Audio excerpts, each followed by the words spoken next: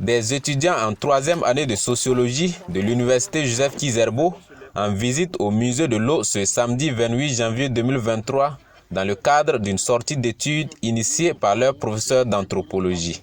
Cette visite qui avait pour objectif de permettre dans un premier temps à ces étudiants de découvrir le potentiel culturel au niveau du musée de l'eau, matérialisé par le patrimoine matériel et immatériel de l'eau, entre également dans le cadre de leur formation en lien avec la sociologie de la culture. Et ici, l'institution muséale est une institution culturelle et nous avons choisi de venir au musée de l'eau et pour qu'ils voient effectivement quelles sont les différences symboliques de l'eau dans nos sociétés et quels peuvent être les usages de l'eau, puisque nous étudions la culture matérielle et immatérielle, quelles sont les dimensions symboliques de l'eau. L'eau en rapport en tant que symbole du sacré, comment on transporte l'eau, comment on puise l'eau.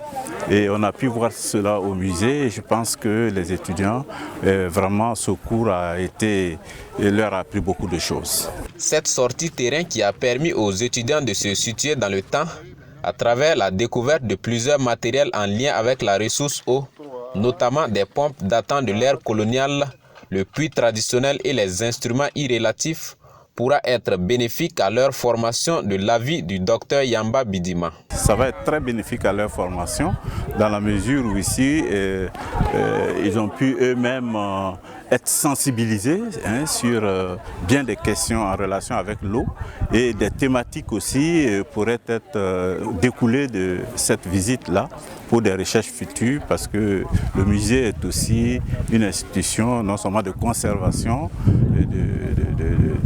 d'exposition, mais surtout de recherche.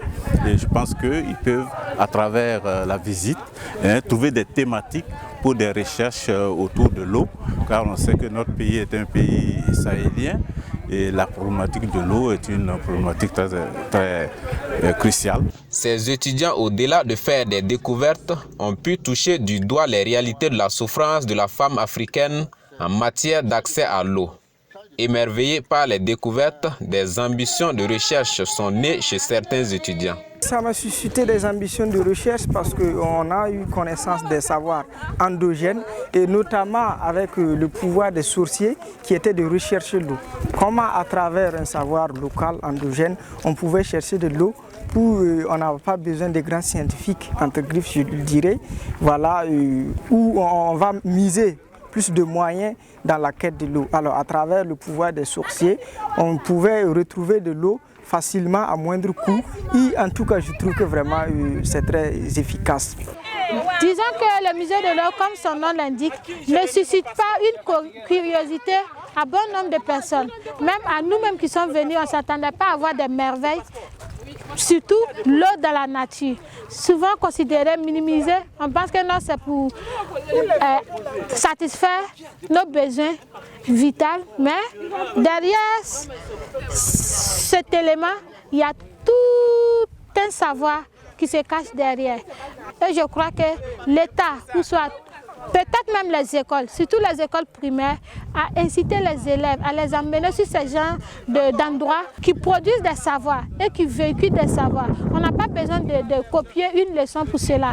Comme tous les autres visiteurs au musée de l'eau, les étudiants en sociologie de l'université Joseph Kizerbo ont terminé leur visite par la mise en terre d'un plan.